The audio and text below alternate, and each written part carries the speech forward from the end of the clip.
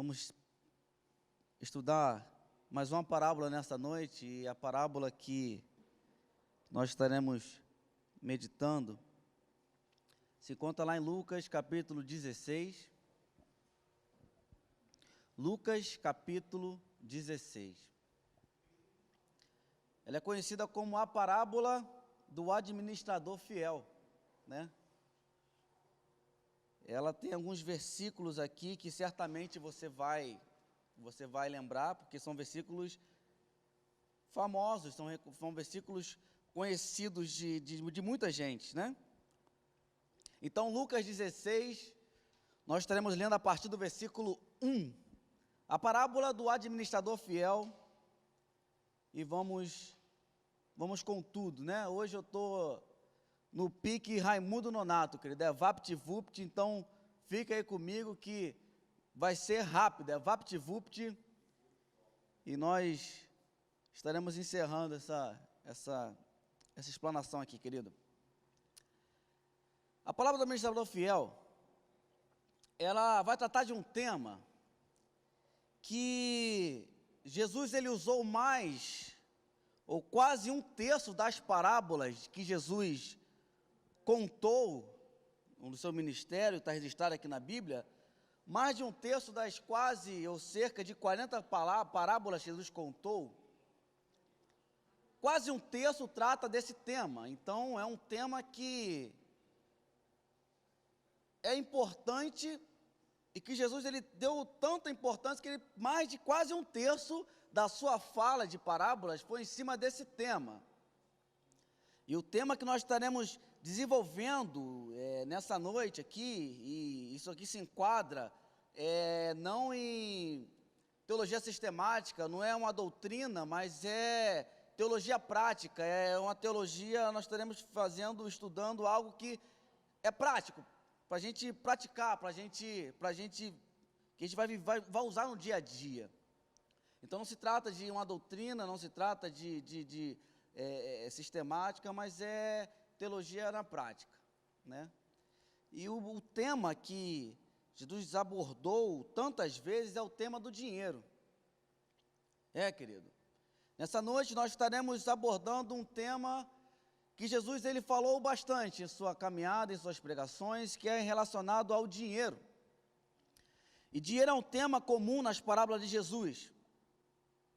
Quase um terço das mais ou menos 40 parábolas que Jesus contou, trata sobre riquezas. Jesus resumiu bem esse tema naquilo que nós vimos na série passada, sobre o Sermão da Montanha. Jesus resumiu bem esse tema, ele resumiu bem o que ele ensinava, o que ele queria ensinar sobre o tema do dinheiro. Lá em Mateus capítulo 6, quando ele vai terminar o versículo dizendo assim: pois aonde estiver o seu tesouro, ali estará o seu coração. Nesse capítulo 6 aqui, ele termina o versículo 21 dizendo: onde estiver o seu tesouro, ali estará o seu coração. Em Lucas 16, Jesus conta a parábola que lembra, ilustra essa admoestação, esse ensinamento, esse ensino de Jesus de forma muito incomum.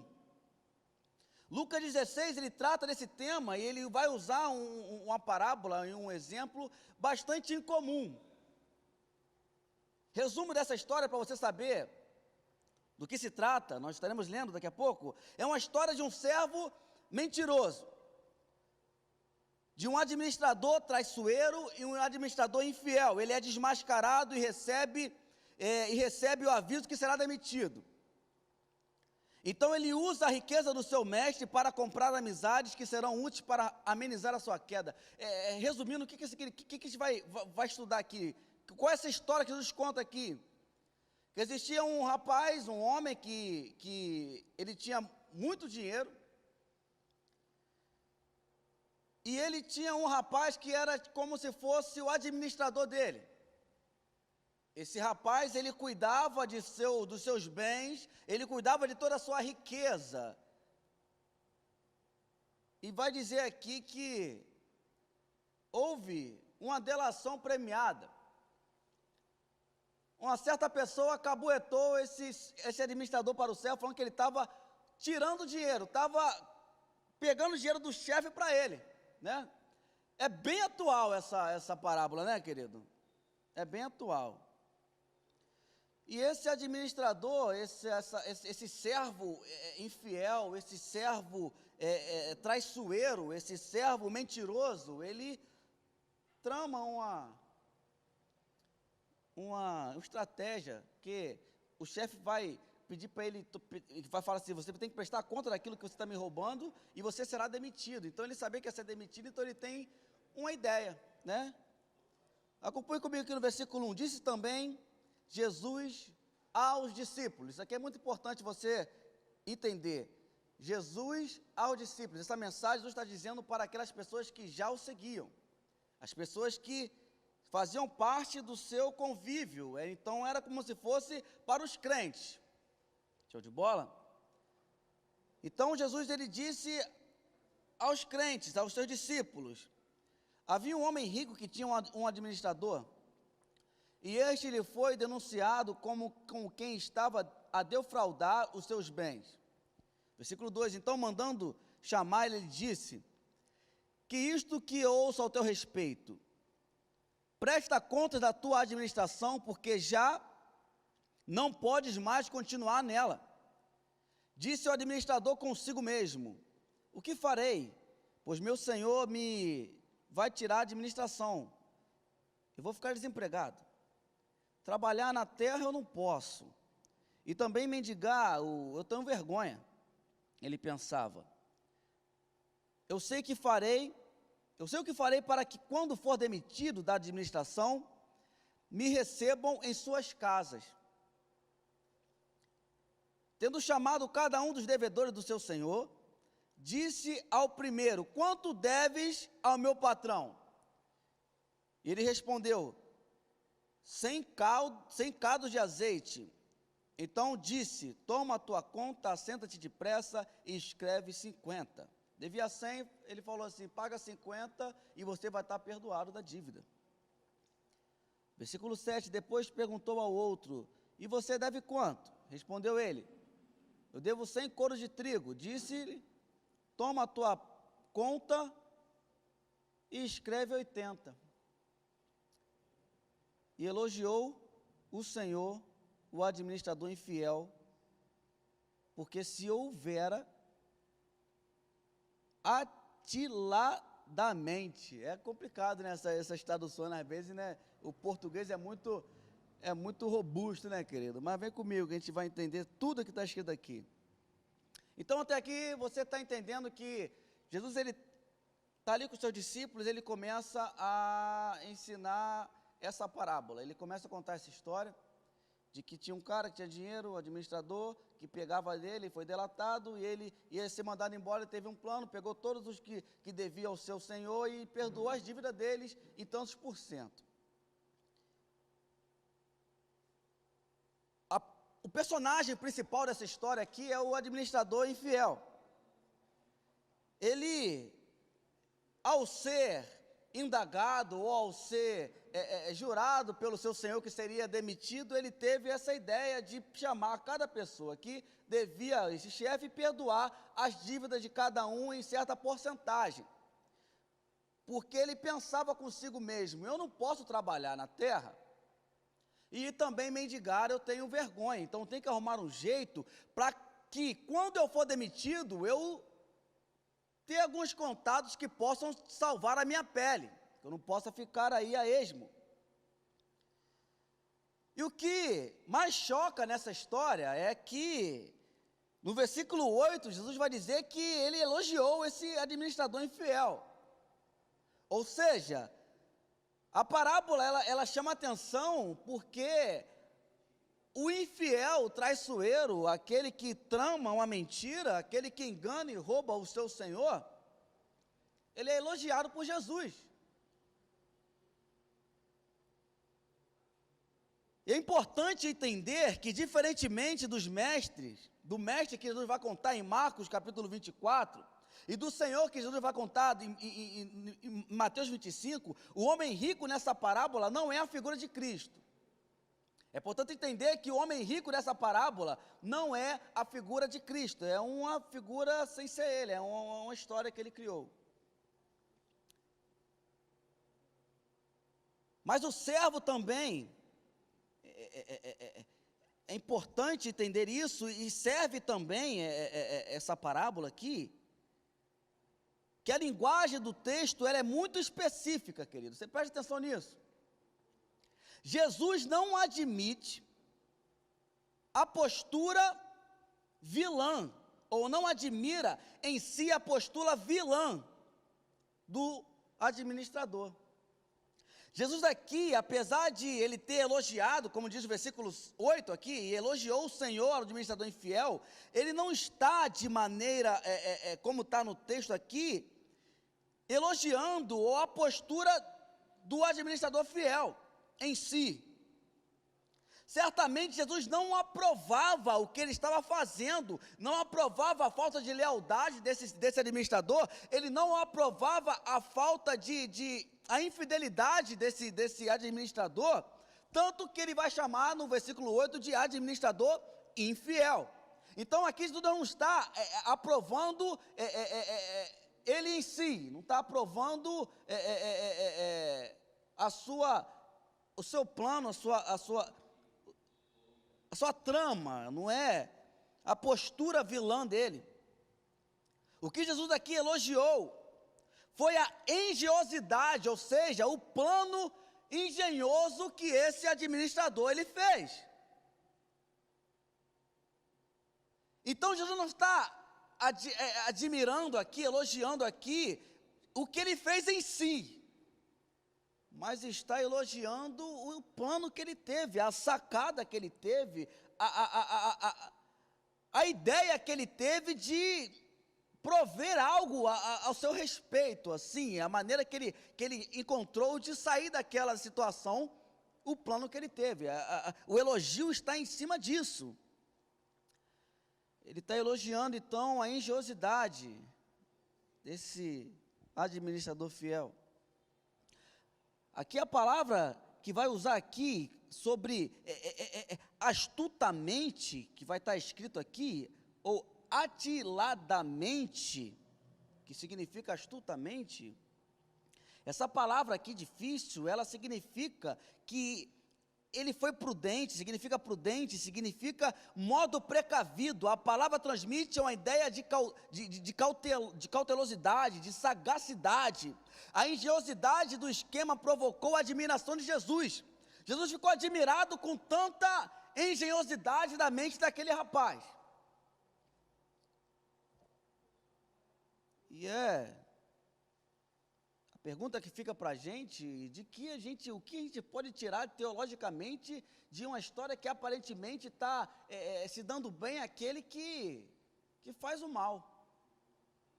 Que lição, o que Jesus quer ensinar, contando essa parábola e colocando o administrador fiel, elogiando essa capacidade engenhosa que ele teve de ter uma ideia e, apesar dessa ideia não ser a mais fiel e a mais certa.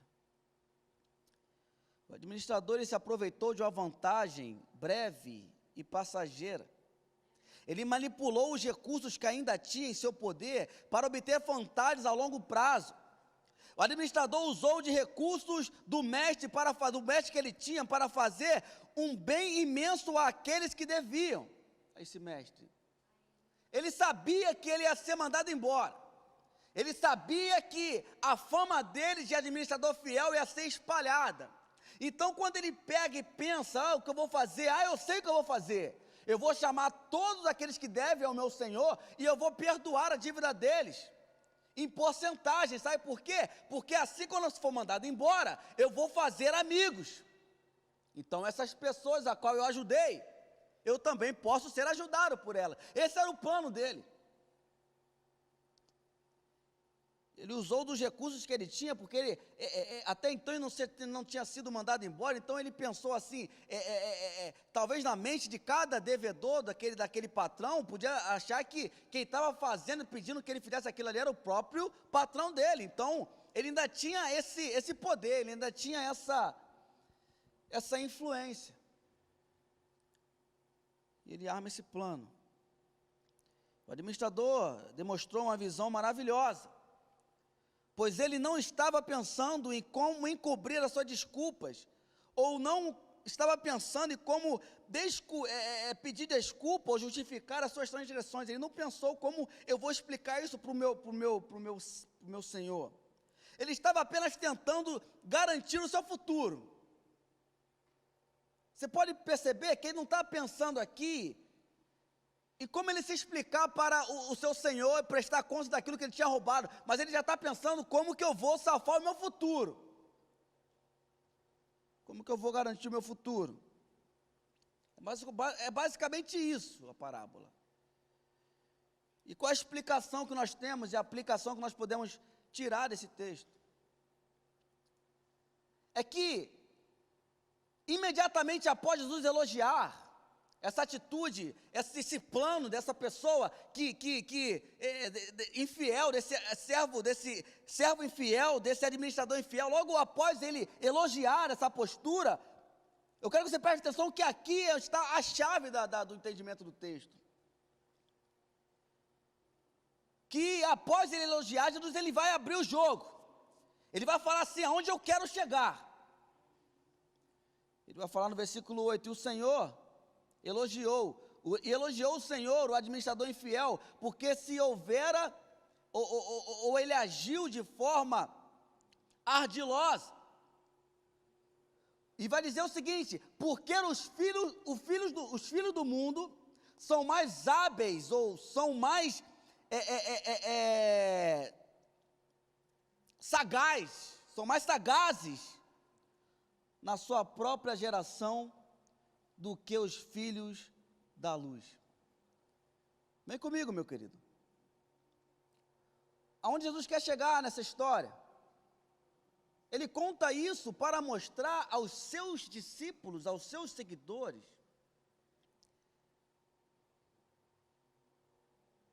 que os filhos do mundo, ou seja, aqueles que não são filhos da luz, eles muitos deles são mais sagazes ou mais hábeis do que muitos filhos da luz. Isto é, a maioria dos descrentes entendem mais dos caminhos do mundo do que alguns crentes entendem das coisas de Deus. Eu espero que você possa estar conseguindo acompanhar o raciocínio.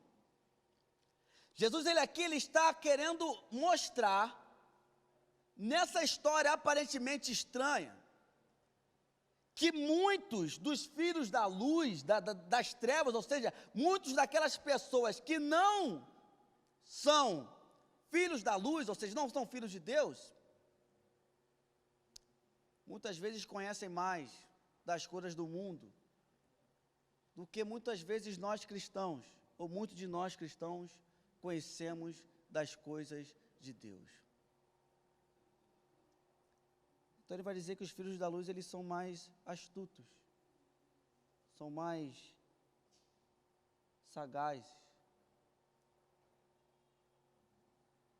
E vem comigo. Os pecadores, eles tentam ser mais espertos em relação ao seu bem-estar temporal, em relação à sua vida que é passageira, a sua vida que é efêmera, que é temporal, do que os santos em relação ao trabalho de acumular tesouros na eternidade. Os pecadores, eles tentam ser mais espertos, ou muitos deles são mais espertos na arte de conseguir se dar bem e ajuntar coisas aqui na terra e se dar bem para que isso aconteça, do que muitos de nós em ajuntarmos o nosso tesouro no céu. Isso aqui que Jesus quer chegar nesse ponto aqui. Essa é toda a mensagem. Com um propósito, como o próprio Jesus afirma, os filhos desse mundo são aqueles que não interessam, que não se interessam, que não fazem parte do reino de Deus. Eles não podem antecipar nada na sua vida, além dos anos que restam nessa vida terrena. Mas eles se preocupam mais e são mais espertos quando se trata de garantir um futuro vantajoso para a sua aposentadoria, que seja, do que os filhos da luz, que precisam se preocupar para ter um futuro eterno. O seu foco no mundo e a sua falta de escrúpulos não são o que Jesus elogia. O que Jesus está elogiando aqui, nesse administrador infiel, ele elogia a sua ousadia. Como ele consegue ser astuto para conseguir o que quer. E as coisas que ele quer são coisas que passam. Ele está chamando nossa atenção que dessa maneira ousada, ou essa maneira de buscar ser melhor e conseguir coisa melhor, essa maneira também nós devemos procurar para conseguirmos juntar nosso tesouro no céu. Essa expertise que muitas vezes a gente crente não tem, querido. Ele não está aqui botando em evidência o mal que esse cara cometeu, mas é a ousadia que ele teve, o plano que ele bolou, e fala assim, caramba, se nós cristãos tivéssemos essa mesma engenhosidade para buscar as coisas dos céus, é isso que Jesus queria chegar aqui, querido. Essa nossa audácia de querer juntar nossas coisas no céu, de buscar as coisas que são do alto, porque as coisas que essas pessoas que são desse mundo, elas buscam e elas desejam, são coisas que passam, que ficam. E as coisas que nós buscamos, as coisas que nós construímos espiritualmente, são coisas que são eternas. Amém, querido? Nessa lógica, Jesus ele faz 3 exortações práticas em relação à postura que nós cristãos devemos ter com o dinheiro.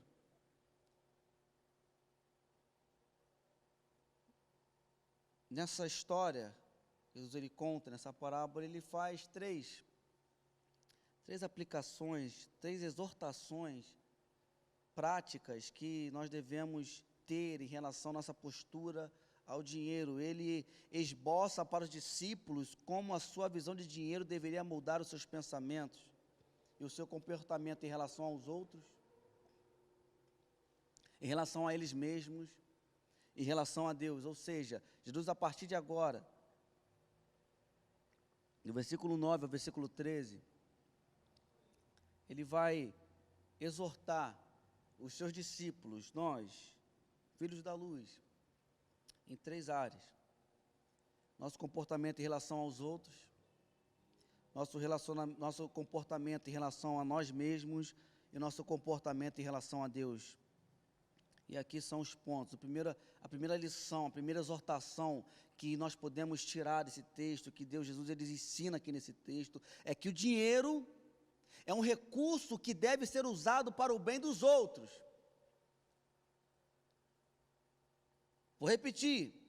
A primeira exortação que Jesus ele vai dar aos seus discípulos, essa mensagem fica bem clara, não é para todos, ele está falando aos seus discípulos. Ele está reunido com os seus discípulos ali, as pessoas que já faziam parte do seu segmento. Então, é uma mensagem para aqueles que já são filhos da luz.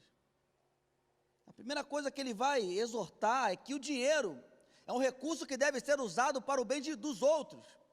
Que o nosso dinheiro, o nosso recurso, ele deve sim ser usado para o bem dos outros.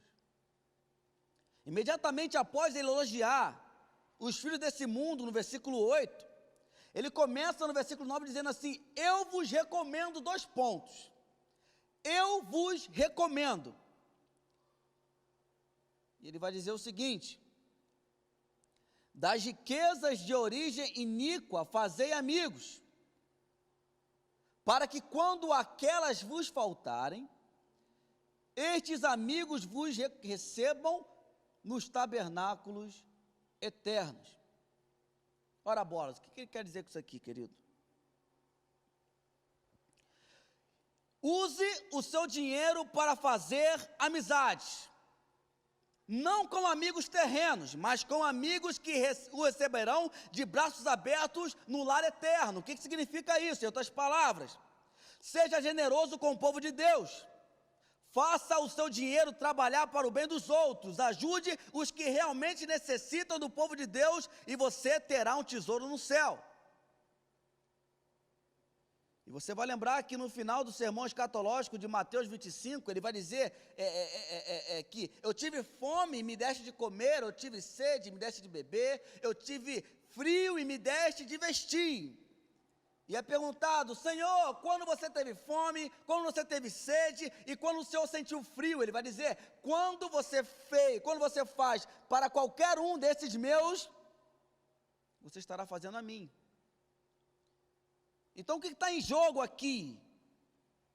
É que é nossa responsabilidade cuidar dos nossos irmãos.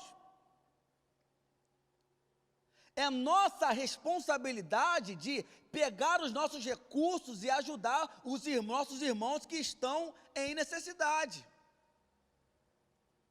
Amém ou não amém, querido? Porque para Jesus, e tirando de lição dessa parábola que ele vai contar, ele quer mostrar que nós devemos usar o dinheiro, mas não de forma como aquele administrador infiel fez para arrumar amigo por interesse aqui na terra, mas nós devemos gerar recursos e fazermos amigos eternos, que nos receberão no céu. Nos exorta que nós devemos, o argumento de Jesus aqui, ele é simples, a questão é que se um criminoso traiçoeiro, um desonesto e terreno, ele tem ousadia bastante para usar a autoridade para a fim de fazer amizades para o futuro tão curto e passageiro, quanto mais deveríamos nós usar os recursos do nosso mestre para fazer amizades para toda a eternidade. Para ser bem prático, assim, para abrir bem a sua mente assim, você pode aplicar isso aos missionários que você ajuda. São recursos que nós empenhamos, são amigos que nós fazemos, que nós teremos arrumado um tesouro no céu, que nos receberão no céu, não aquela coisa de interesse de receber aqui na terra algo em troca, não que isso não aconteça, mas são coisas que as pessoas vão chegar lá no céu e falar assim, caramba, talvez com a oferta, com a generosidade de fulano de tal, olha só o que Deus pôde fazer na minha vida enquanto estava no campo missionário. Pegando, querido? Porque o nosso recurso, ele deve ser usado para o bem dos outros. É para fazer amigos eternos, era para ajudar pessoas que nos receberão e serão gratos eternamente conosco lá no céu. Versículo 9 aqui, quando ele vai dizer essa recomendação, a implicação clara é que cada cristão tem um dever de investir em um empreendimento que gerará um valor muito maior e eterno, colocando dinheiro para trabalhar para o povo de Deus, especialmente para a proclamação da verdade do Evangelho. Nós devemos, sim, queridos, ser aquelas pessoas que colocam nossos recursos para ajudar pessoas a proclamar o Evangelho. Porque nós não somos represas. Isso aqui está falando de crente para crente, querido. Aqui é crente para crente. Jesus está falando de crente para crente. De ajudar os não crentes, todos, tem outras passagens, mas essa aqui é você ajudar o irmão que está do teu lado ali no banco da igreja. Que às vezes não tem muita coisa, mas que você pode ajudar e não faz. Isso aqui que ele está chamando vocês estão para isso. Ser generoso e cooperar com a necessidade do nosso irmão em Cristo, nosso braço.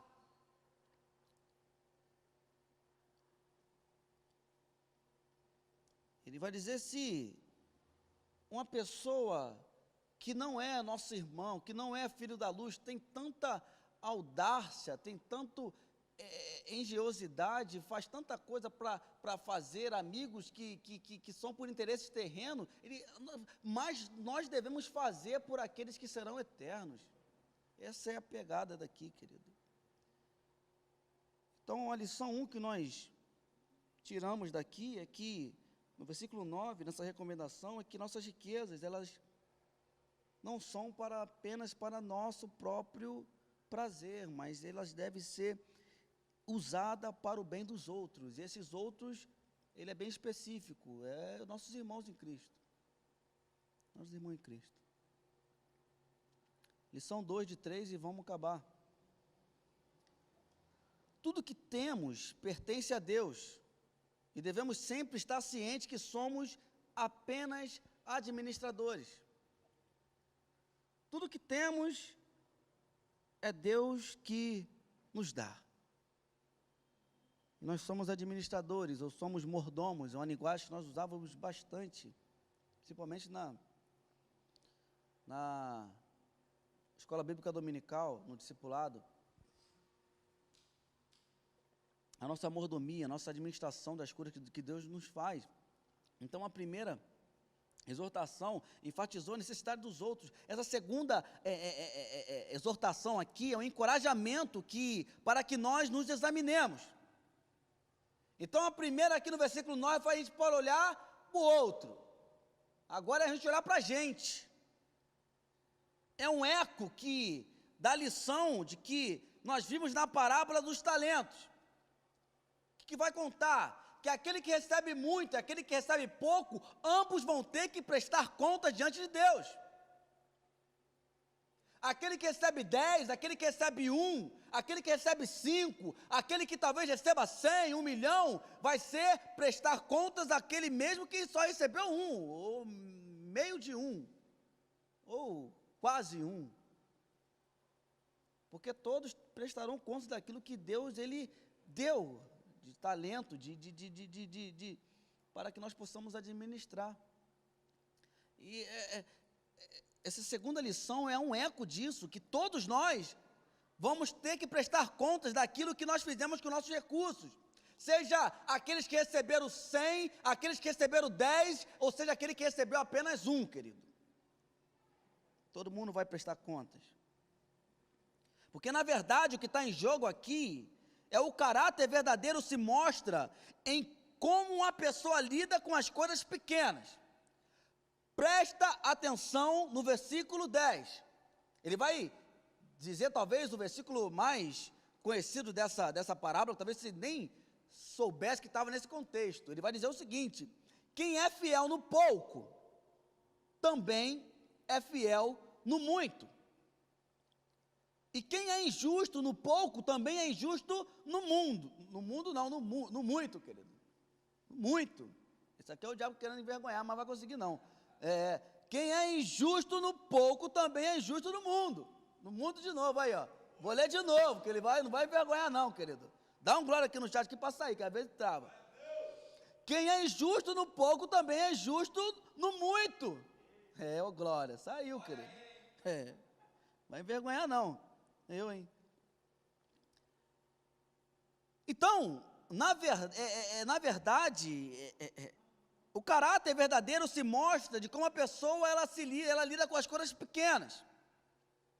Porque quem é fiel no pouco vai ser também fiel no muito. Mas quem é injusto no pouco e desonesto vai ser desonesto também no muito.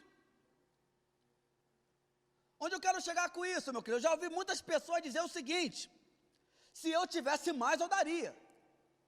Não. Você não daria. Não daria.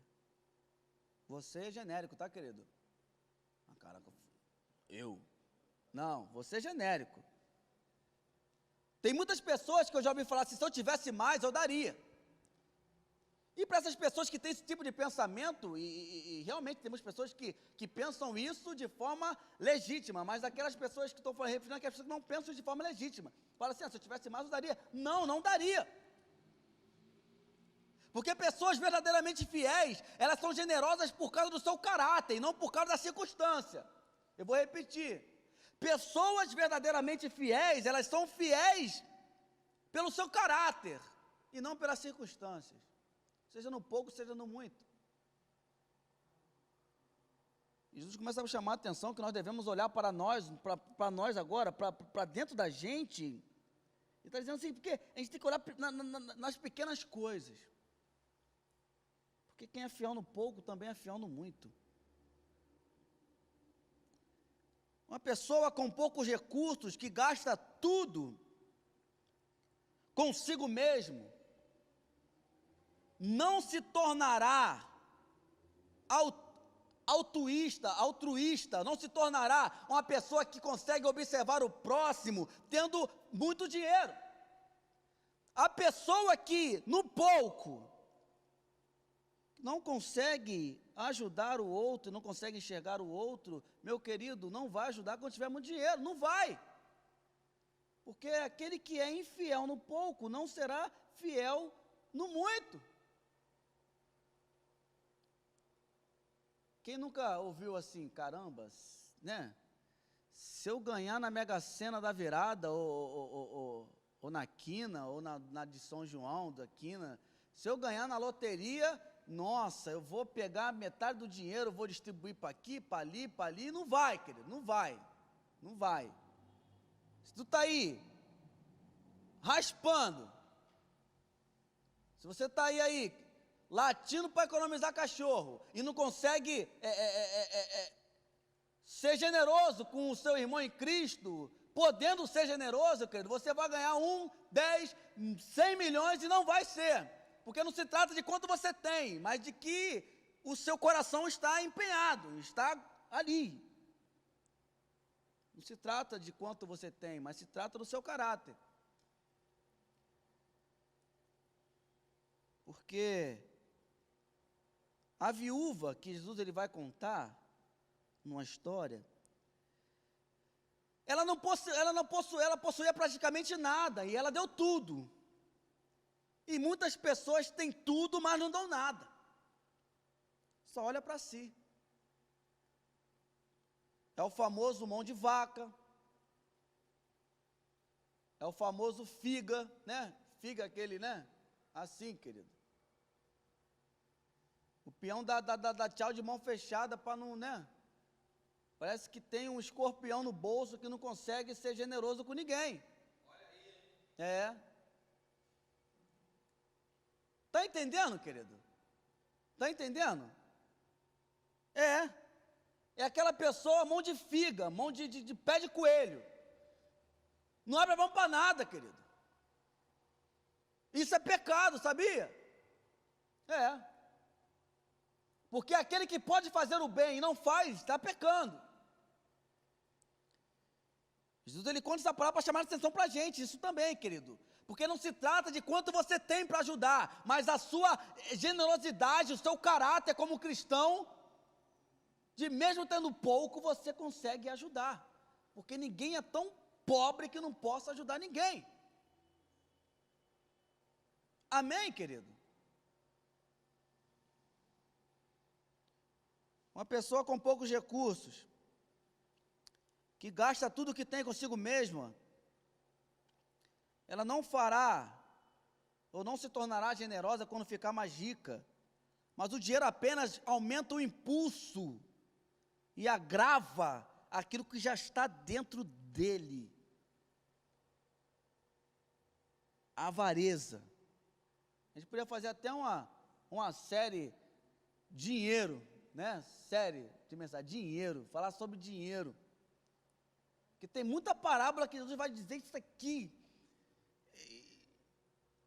E Jesus fala tantas vezes, como eu disse no começo, quase um terço das parábolas é porque ele quer chamar a nossa atenção para aqui, querido. Ele vai chegar aqui no final, vai dar um checkmate na gente aqui. Nós devemos entender isso nessa noite. Que primeiro, o meu dinheiro, os meus recursos, ele tem que ser também para ajudar o meu próximo, o meu irmão em Cristo.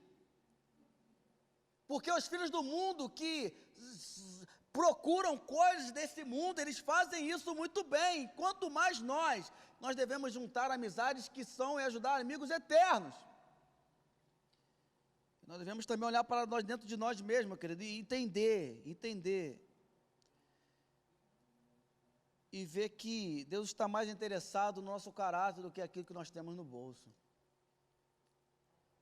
Portanto, é crucial que os cristãos adotem a perspectiva correta em relação às suas obrigações como administrador. Independentemente de quanto você possui, querido. Na verdade, a declaração de Jesus nesse texto parece sugerir que a administração sábia se aprende com as coisas pequenas. Parece que Jesus está querendo imprimir em nós e mostrar para nós que a administração sábia não começa nas coisas grandes, mas nas coisas pequenas, porque quem consegue ser fiel no pouco vai ser fiel no muito. Nas coisas pequenas, querido. Porque é tolo a gente desejar riquezas. É tolo você desejar riquezas se você não tem sido um administrador fiel daquilo que Jesus já te deu. Então, aquela coisa assim, não, se melhorar, eu ajudo. Se eu puder, eu daria mais. Não, querido, se trata daquilo que está no seu coração, porque você, com muito pouco, você pode fazer e ajudar uma amizade que será eterna. Amém? E se você realmente reconhece o valor imenso de investir na eternidade, você o fará com quaisquer que forem os recursos da sua administração. Se você entende a importância, se você entende o verdadeiro valor de você ajudar alguém que é seu irmão em Cristo, que precisa, alguém que está no campo missionário, alguém que está sentado no banco da igreja do teu lado, ou alguém que você está sabendo que, sei lá, que, né, eu li um artigo, não é artigo, foi um post, que o cara estava chamando a atenção que muitas igrejas nessa quarentena fecharam, querido, não porque o cara da quarentena, é porque não teve as condições mais, fechou, querido, fechou. Porque aquilo que, graças a Deus, Deus tem dado como recurso para a gente, que você está do outro lado aqui na sua cara podendo assistir, muitas pessoas não têm essa possibilidade, esse recurso. Você está me entendendo? Muitas igrejas, querido, que fecharam essa quarentena, quando voltar, o crente se acostumou tanto a ficar em casa, você vai querer mais ir para a igreja, não. Isso vai causar um desconforto em tantas igrejas menores, meu querido, e nosso dever é de ajudar esses ministérios, esses pastores, acolher esses pastores, mandar recurso para que eles possam continuar propagando o Evangelho, porque esse é o nosso papel em Cristo também, ajudar os nossos irmãos que estão necessitados, porque essa vai ser uma realidade, querido, já é uma realidade. Muitas igrejas estão fechando, e nós devemos ajudar, querido. Nós devemos ajudar. Como eu disse no começo, essa mensagem é uma teologia prática, não é doutrina, não faz a gente voar, não faz a gente, entrar em transe muitas vezes, não faz, querido, mas para a gente pensar e refletir e ser prático. Jesus, ele conta essa parábola para isso, para você pensar, refletir e ser prático. Não é para você, eu não senti que era para ajudar. Não, querido, você não sentiu porque é o cara de pau, com todo respeito. Porque Jesus, ele já exorta a gente aí que nós devemos ajudar. Eu não senti. Não sentiu, querido? Não sentiu? É prática. É ouvir, entender, pensar e praticar. Caminhando para o final. O que caracteriza um bom administrador é a compreensão de que tudo que nós temos é um presente gracioso de Deus, é tudo. Em outras palavras, o que fazemos com o nosso dinheiro revela o verdadeiro estado do nosso coração. Se você é uma pessoa avarenta, se você não consegue sensibilizar-se ao outro, que é seu irmão em Cristo, se você é um cristão avarento, meu querido, você não está no caminho certo, ou talvez não seja nem um cristão.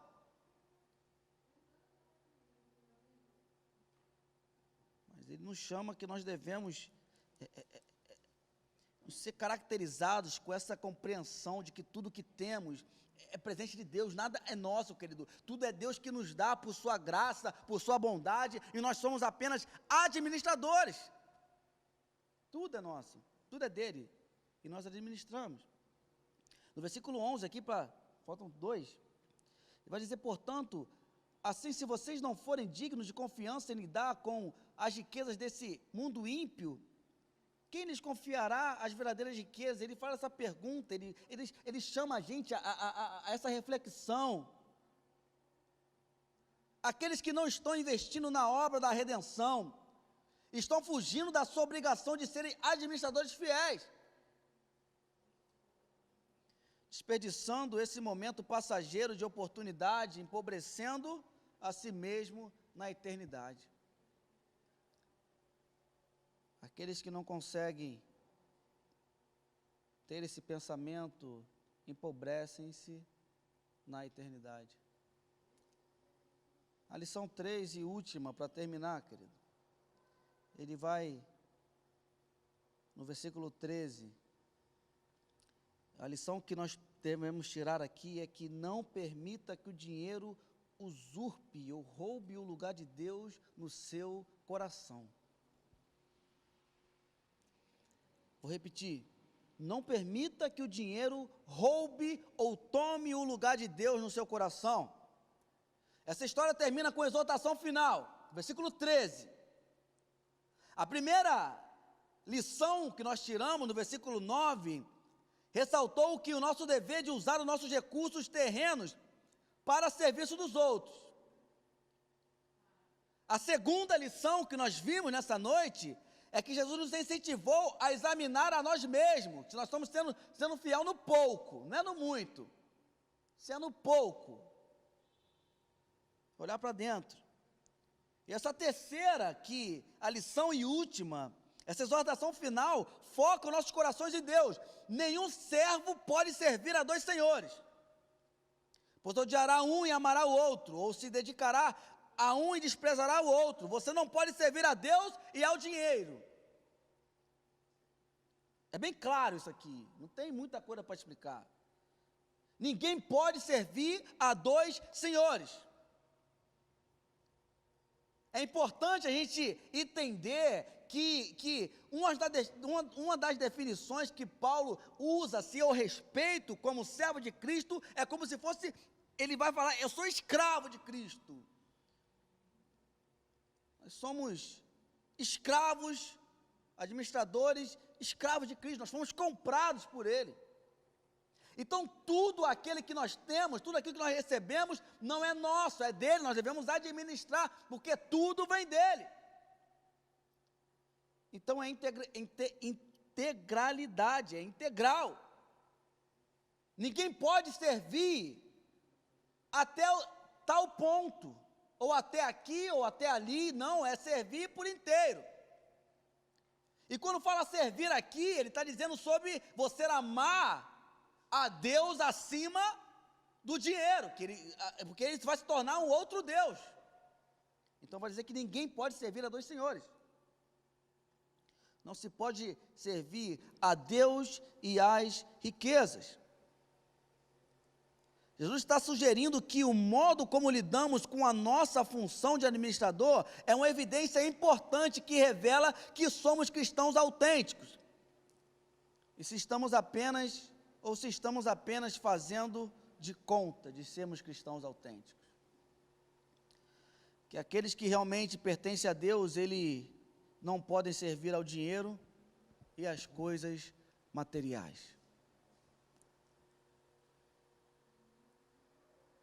Quando a Bíblia vai dizer para nós que o amor ao dinheiro é a raiz de todos os males, ele não está de maneira alguma condenando o dinheiro, mas é o amor.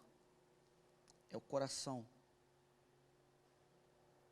Ele vai deixar bem claro aqui que você não pode dividir o seu coração com riqueza e com Deus, porque você há de aborrecer um e alegrar outro, ou você há de amar a um e odiar o outro, porque ninguém pode servir a dois senhores. Meu querido, para a gente finalizar, o que se trata dessa parábola? Generosidade ao próximo, olhar para si e entender que tudo é dele. É entender que nossos recursos vêm dele e que nós devemos olhar para nossos irmãos em Cristo e sermos canal de bênção na vida de cada um deles, porque aqui não se trata do valor que você vai estar empregando, mas já está tratando aqui do caráter do cristão, que é generosidade. Você tem sido generoso, querido? Olha para dentro de si.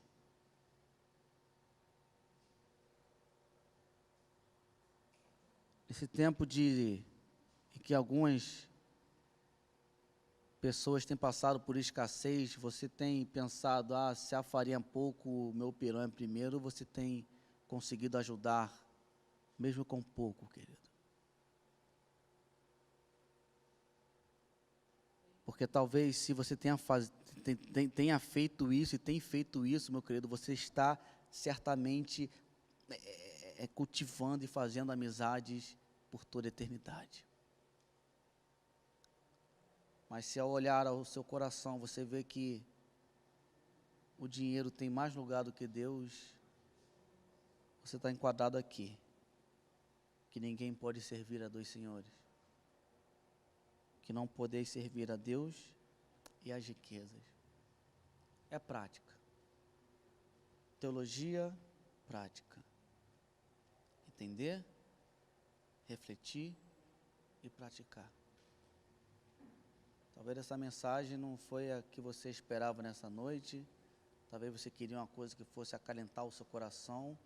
Talvez fosse uma coisa que você, Mas eu entendo que que a Escritura, por um todo, ela é importante, sabe?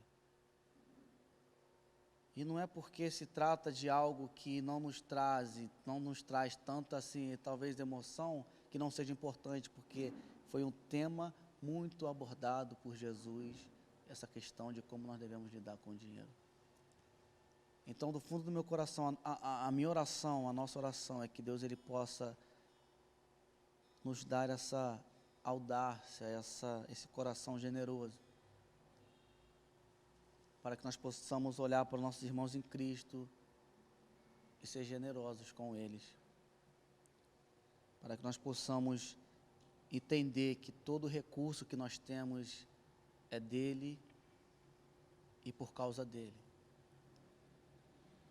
E que a minha vida e que a sua vida possa ser um canal de bênção na vida de outros cristãos.